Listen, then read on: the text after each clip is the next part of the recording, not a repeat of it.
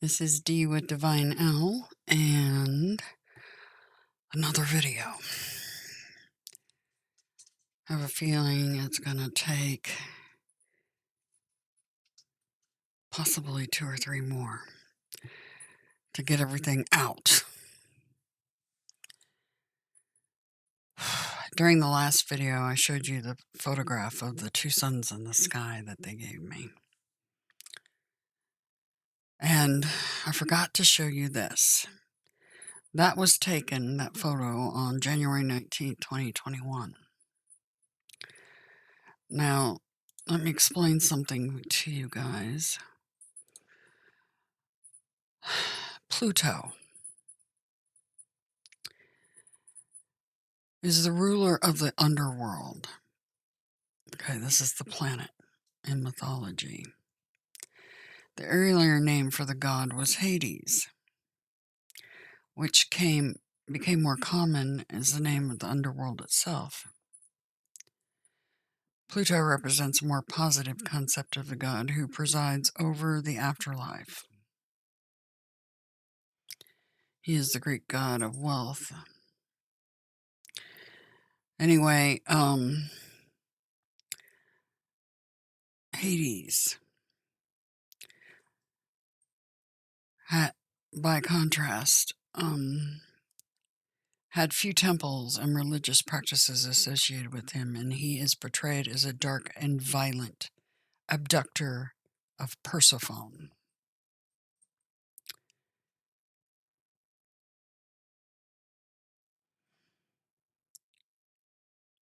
Persephone, called Kor or Cora, is the daughter of Zeus and Demeter. She became the queen of the underworld through her abduction by Hades,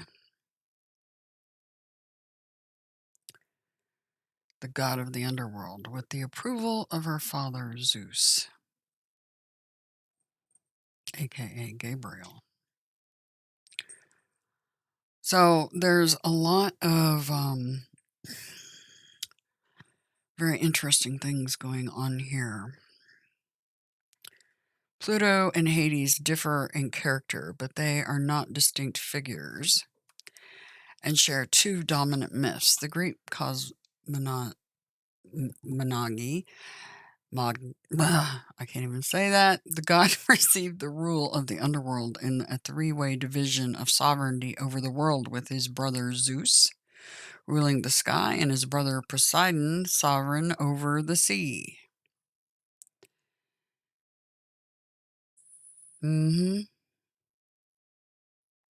His central narrative in myth is him abducting Persephone to be his wife and the queen of his realm.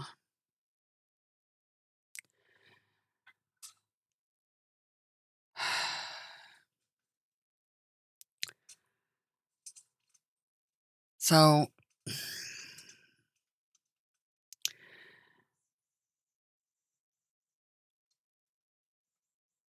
many people think that, well, there's a thing where Zeus stole away as well, turned himself into a white bull, right? Somebody did it, right?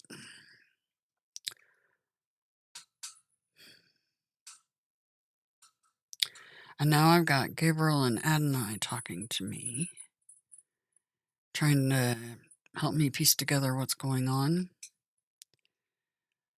and why we're all stuck in this inversion. So,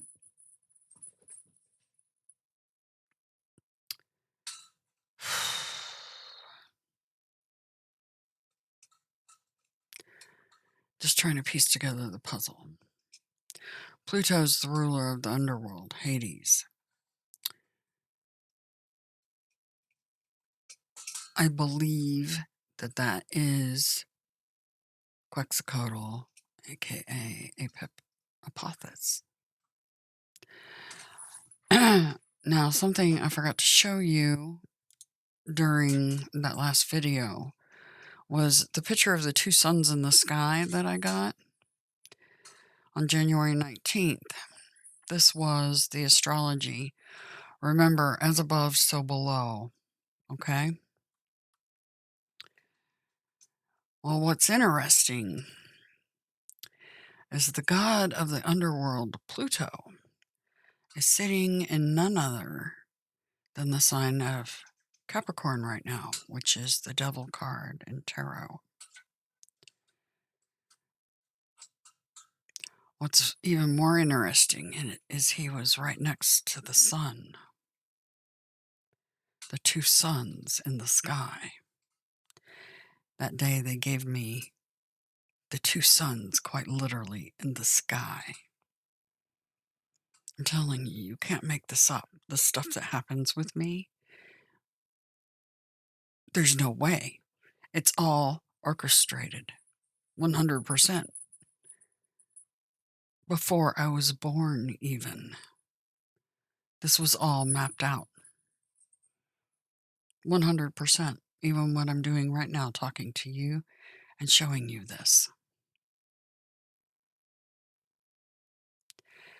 And look who's right here, Venus. Interesting, right? They're using him to talk to me.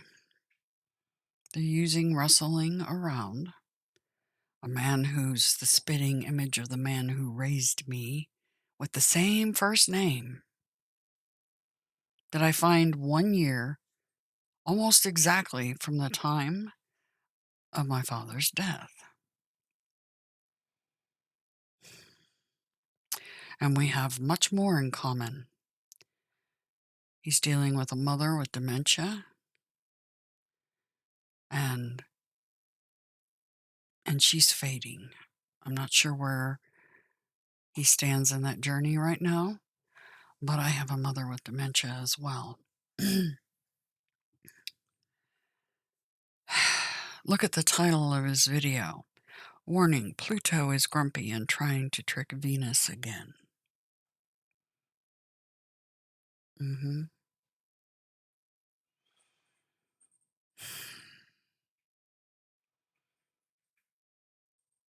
Adonai's brother, twin brother, is Pluto.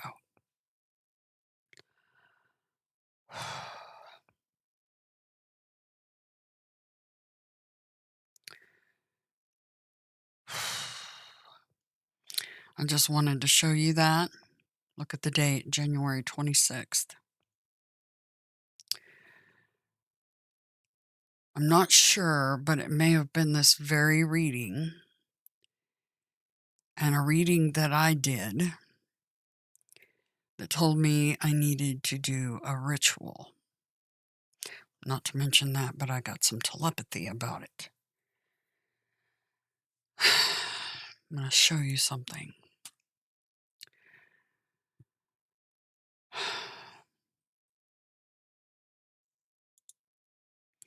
Let's jump forward a week. Now, all this, when, excuse me, when I got the picture of the two suns, it was on the 19th, and I was blissfully unaware of what they were trying to tell me when I saw that. It would come to me down the road, and I didn't miss the sign, I just didn't know what it meant. So we go down the road here, and a reading I did, and his reading, plus some other things that were going on, told me that I needed to make another visit to Ash Cave. Where are we at? The 27th? Let's march forward in days.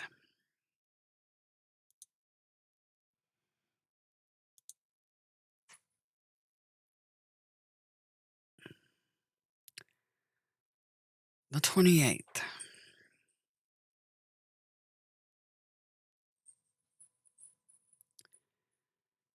All right.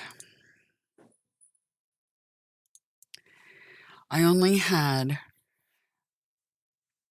2 days. Once I got the readings and got the telepathy, I only had 2 days to figure out what it was I was supposed to be doing. And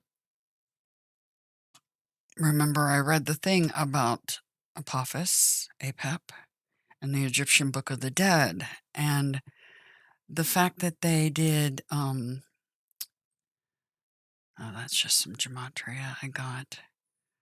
Let me see if I can find where I looked that up. Give me a moment. Yeah. I actually looked up the Egyptian Book of the Dead because of that entry about Apophis.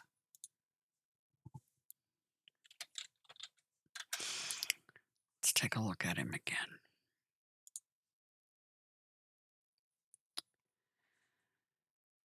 What got me to look at the Egyptian Book of the Dead was here. Okay. And every year, the Egyptians performed this ritual. It's the banishing of chaos. The priest would build an effigy of Apep that was thought to contain all the evil and darkness and burn it to protect everyone from Apep's evil for another year. This ritual was done every year. But it hasn't been being done. And he rules now because this ritual has not been being done. And if anybody's doing it, they didn't do it right, because that's what's going on. That's why the world is topsy-turvy completely. Anyway, I got to looking at this, and I was looking at the Egyptian Book of the Dead, spitting some of the things that they did. The Egyptian priests had a detailed guide to fighting Apep. The books of overthrowing Apep, or the Book of Apophis in Greek.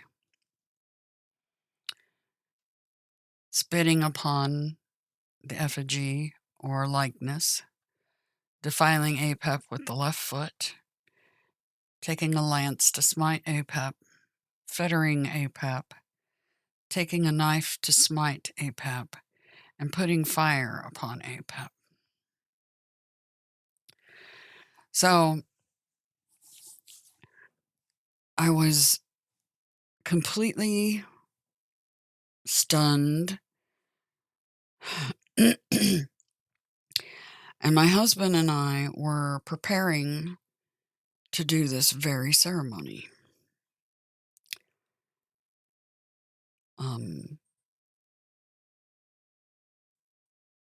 I just go by my gut instinct on ceremonies because everything's been tampered with. So like I said in past videos, if you're working with magic, the magic's not going to work as well or as strong or not at all if you're reading the stuff from the books, because they've been tampered with. Everything has. So I do all my rituals by gut instinct, 100%, and by my intuition.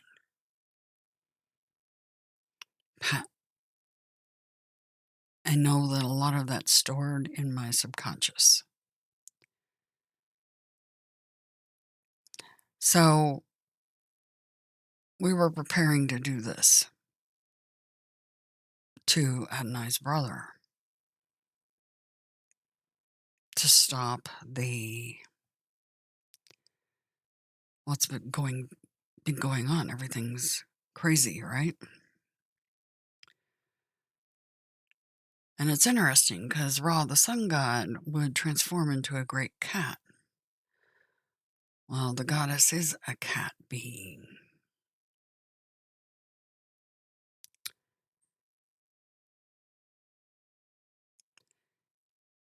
Anyway,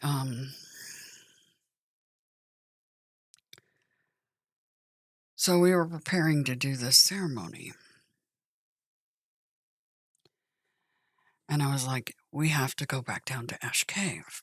That's why they had me go down there with Ambrose's ashes as a burnt offering to open up that ley line so that we have access to the power of the ley line.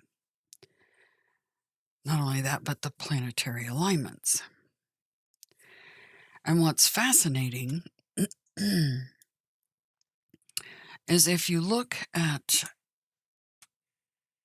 the alignments on the 28th, this is also what told me that I needed to do that ritual that day.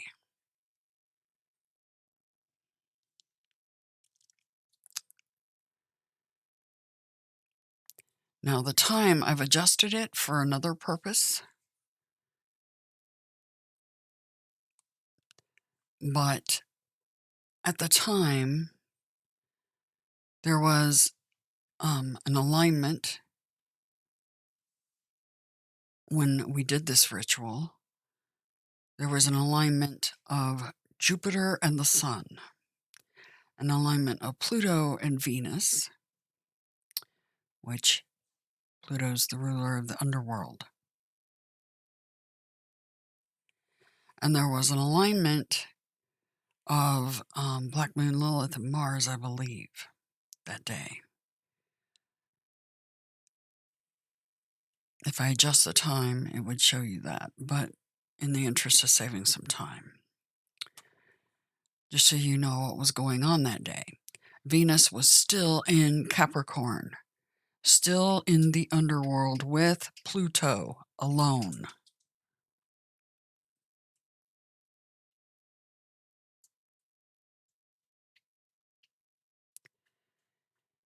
The Sun represents Adonai. This is his brother, Pluto, twin brother. And Jupiter is representative of Gabriel, the father of those two sons.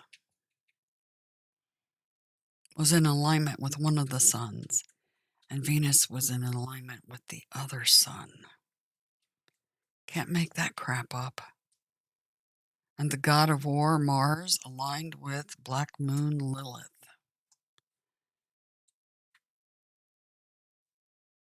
And guess what? Not only that, it was a full moon, midday in Leo. What time did we go out there, honey?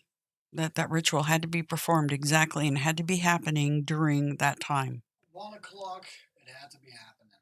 We had to start at, it had to be happening at 10:15 or something. No, 1:12. 1:12 or something. Yeah. Precisely when the moon and the sun aligned, Yep. straight across from each other. Precisely when it was dead on full moon. And if I remember right, let me look. I'll look at the calendar here and tell you guys when that was. When you look at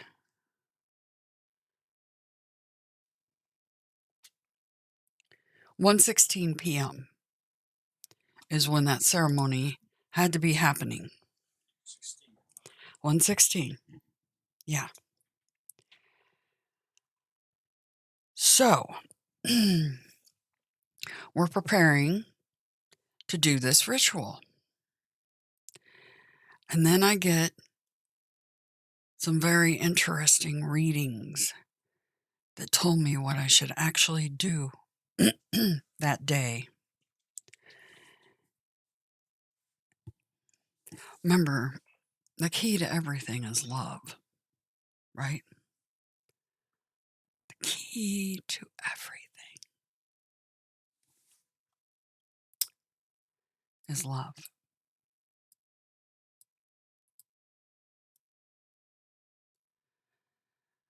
So,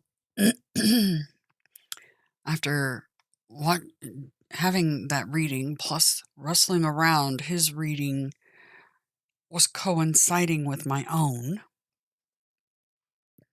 and a couple other readers as well. I decided what it was I was going to do. I was going to do a ritual that's never been done before, ever on this planet. First time.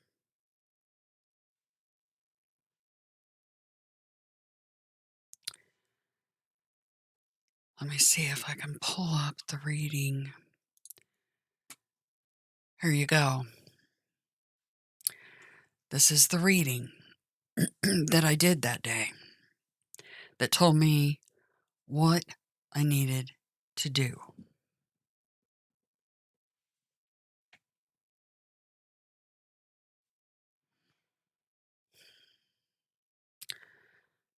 No, this is the other reading.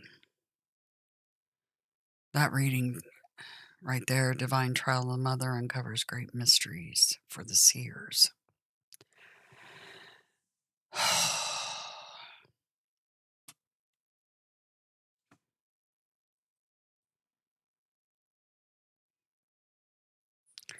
Give me just a minute here. Let me go back here.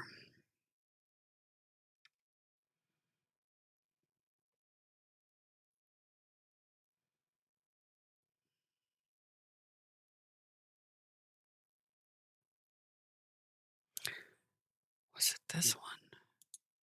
There was a couple of readings February I the could 1st, not share because they told me for your eyes only. Was it this reading? One of these readings. Oh, which one is it?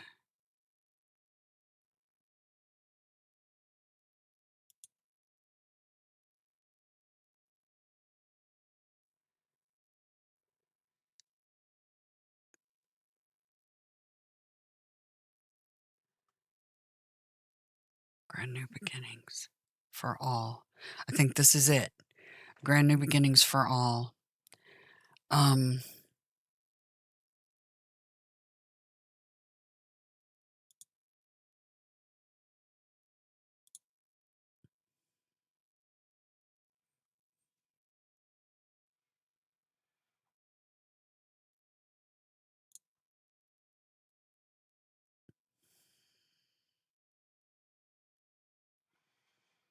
Oh, this is killing me. One of my readings had 2 snakes in it. This is not the reading. This is it. Full Moon in Leo reading. There we go. I did this reading a few days in advance. 2 days, see? January 26th. And one of the cards, what makes you happy?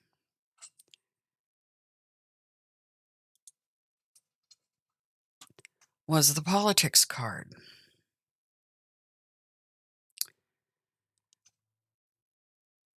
And it has a snake on it.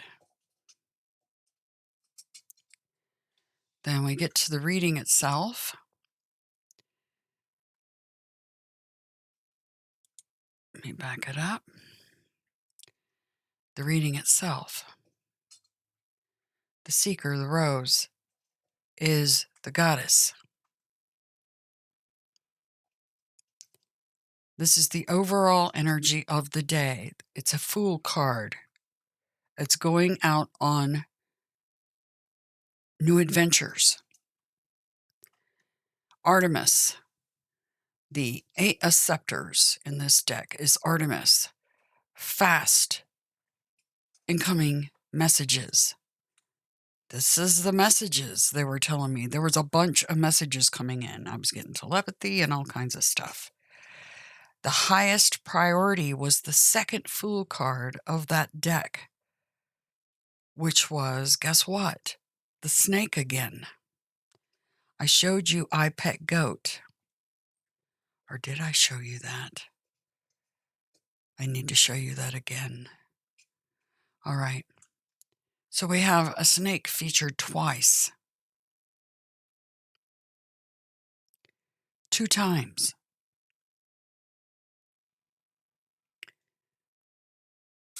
So the goddess needs to go out on a new adventure with the snake. And interestingly, look how the snake is coiled up, and it looks like it's inside what? An opening in the earth, a cave, right?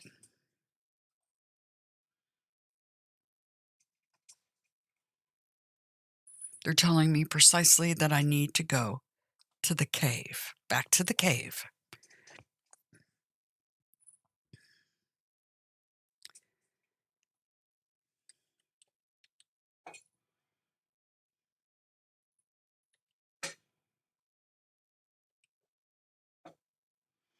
Let me look at that. Yeah, the Apocalypse card is here. That's the Age of Aquarius card.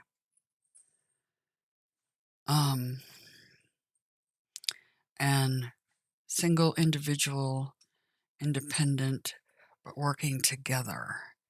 So that was them telling me I needed to work with Nell to do the ritual. Now, let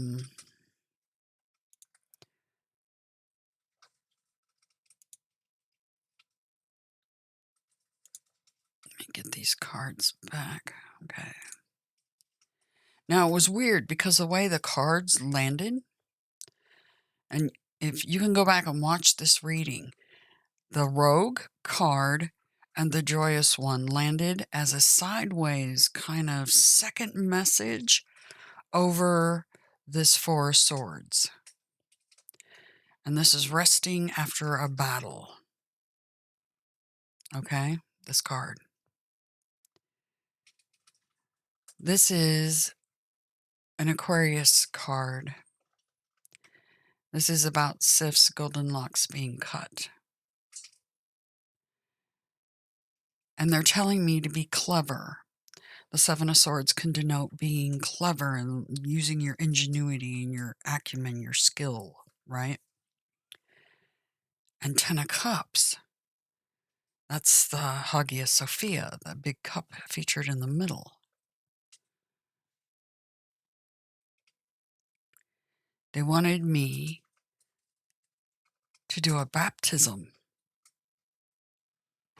in the cave.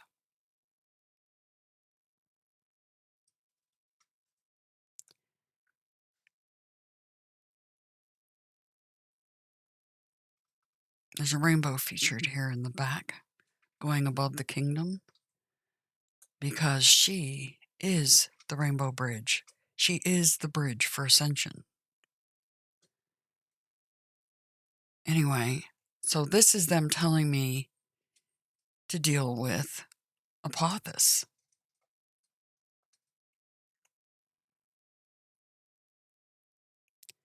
Connecting with spiritual team creates bliss and abundance.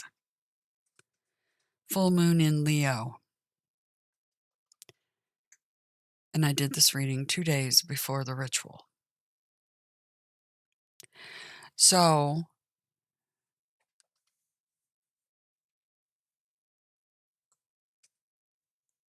I only knew about the 2 suns just right before this reading. Or right at this reading is when I was finding out about the 2 suns. Because when I took that photograph, I didn't know what it meant until later, after the fact. So I'm going to continue to try to step through all this. But we ended up doing a ritual, one that's never been done. It's not in the Egyptian Book of the Dead, because that only quells the problem for a year.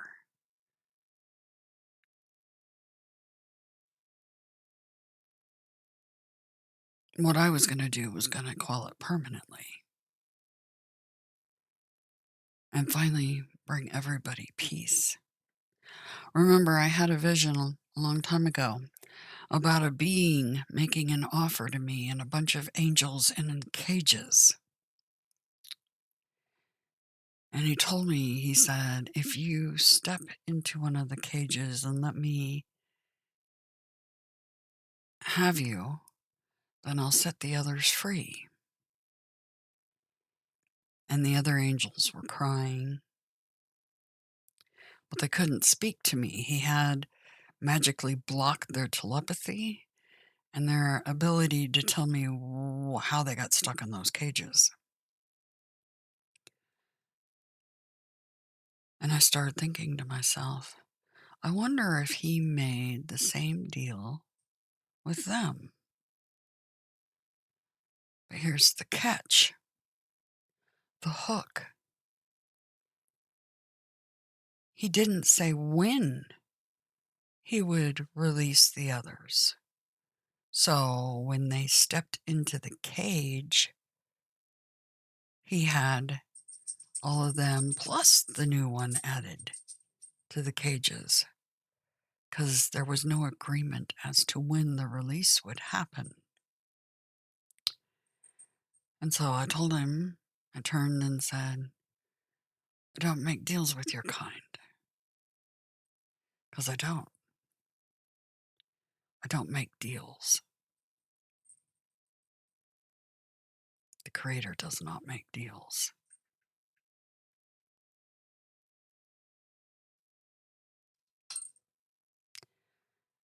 Remember, I talked about being the lady whom plays chess, the lady in white whom plays chess. Just a moment. Mr. Apollo has been very busy getting into trouble today. Okay, settled that problem. He's been very naughty today. Anyway, Artemis is just staring at me like, Mommy, did I do something wrong? Artemis didn't do anything wrong. Apollo's been, ornery. Anyway, I don't make deals at all.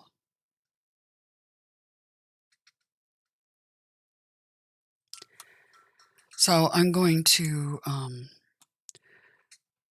show you what we did for the ritual. And this was at Ash Cave again.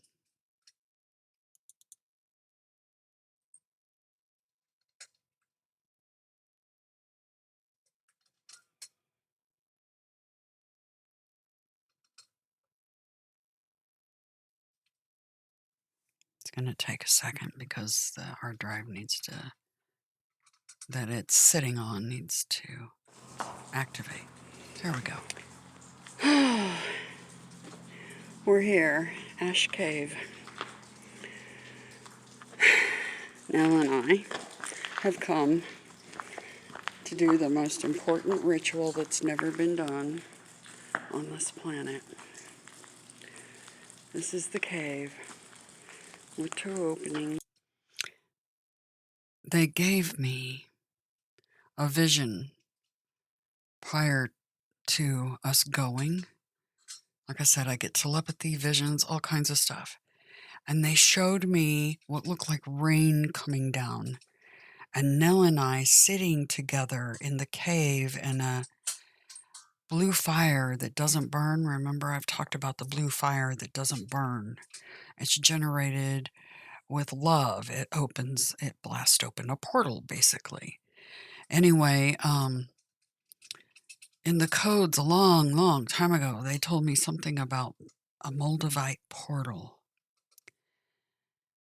And so we bought some Moldavite, which is a piece of a meteor that crashed in Russia a very, very long time ago. And that rock has some serious energy in it. Trust. It almost feels like it's going to lift off your hand. It like bubbles and dances. It's very strange. Anyway, in that vision, I saw what looked like rain coming down. I couldn't figure out what it was. Now I know. And they also showed me the cave and coming up through the trees and that there was snow on the ground. And indeed, snow had fallen the day before and it was just starting to melt off when we went and did this ritual. Anyway, one with the sun. In a few minutes, the moon will be full, Central Standard Time, U.S. We're on a ley line here, a ley line that we cleared the energy on back during the 11/11 portal. On our anniversary, we came here and put St. Ambrose's ashes throughout this cave to clear the ley line and the energy, because we're going to tap that energy today, along with the full moon and the sun.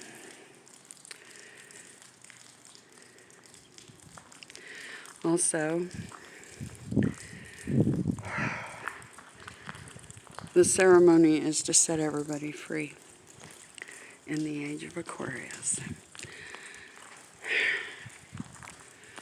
I'm going to do a video explaining how we came to where we're at, the visions they gave me about this very cave and the water dripping down, the fact that there's snow still on the ground.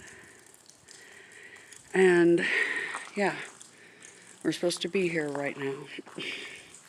We're going to be sitting with the sun facing into the cave, and we're going to be invoking the angels of the north, south, east, and west, and doing the ceremony that sets everybody free for once. This ceremony used to be done yearly to keep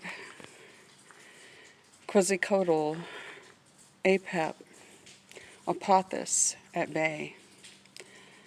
He's the one ruling Midgard, the planet, this plane. Midgard, the serpent, right? Anyway, they told me to bring this crystal and this moldavite and create a portal with those. They also told me to bring this stone, which is embedded with a symbol that we found at our house on the ground. They also wanted me to bring this piece of jade. And it looks black when you're in the house, but you get in the light and you can see it's jade. This old bowl was found under the house that we live in. We're going to light a white candle and some incense over here on this rock. Anyway, I'm going to start setting this stuff up because we want to be doing this ceremony very soon. I brought our marriage, we had a hand fasting. And this is the infinity knot done with the red, the purple, and the gold. I'm going to be wearing that. That's the infinity symbol. I'm going to put that around my neck right now. Setting the camera down just for a moment. Stay there. Okay. I need to show you all something real quick. Today is important because if you look, the Sun and Jupiter are conjunct, and Venus and Pluto are conjunct. Look at the two triangles that make up the lineup today. Two triangles, the red and the blue. Those of you that have done any study know the importance of the red and the blue. It makes the purple. This is the twin brother of Adonai, also known as Archangel Michael, also known as Adonai, also known as Enki, also known by many other names. This is his twin brother. That's why people don't understand. They see the two boys with the goddess with the Virgin in those paintings. There's always two. It's because he was a twin. Archangel Michael is a twin of the goddess. Well, he's a twin of Adonai, of the son of Ra. He's the twin brother. The old story of Cain and Abel. The good one and the bad one, right? The one that's misunderstood. He's the one that's been ruling everything down here. The key to this ceremony is love. Anyway, if you understand, and the full moon is in Leo, which is Ra, Adonai, Michael, Inky. Full moon is coming up under the sun, and Jupiter, which is the planet of Gabriel, is conjunct the sun, grand conjunctions, and Venus is grand conjunct with the Judge Pluto today. Very important day. This has never been done since creation. Since creation. So I'm having to do this based on what they told me in my visions and my gut instinct. Anyway, I'm going to get things set up. I'm going to put the camera on this tripod, so please excuse the bumpiness and shakiness.